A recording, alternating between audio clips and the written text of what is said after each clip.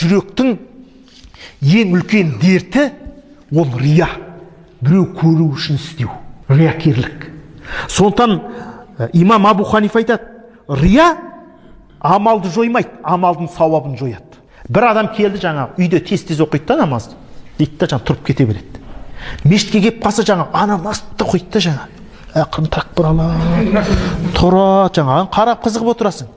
Ол адам жаңағы оның мойнына намаз түседі, сол намаз. Бірақ ол намазына сауап болмайды, рия болғандықтан. Қиямет күнде мысалы бір адам келді да құптан намазын оқыды.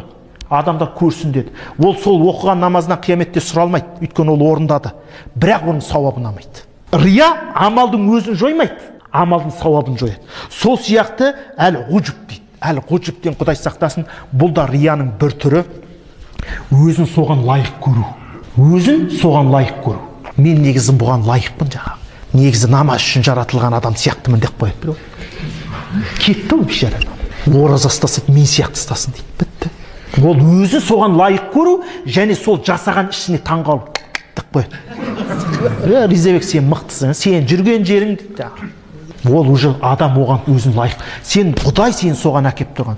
Құдай саған мүмкіндік берді. Сондықтан рия, сосын өз іске лайық көру, немесе соны таңдану өзінің жасаған ісіне.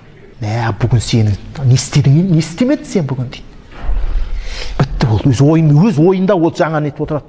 Мен болмағанда лайық көреді өзін соған. Олай лайық көргімейді. Сондықтан Құдай нәсіп етті. Сондықтан адам баласы жаңағы неге өзіміздің қас жауымыз біздің шайтан, әбіліс. Екінші ешкім емес. Не? Ол біздің нәпсіміз. Нәпсіміз күресу керек.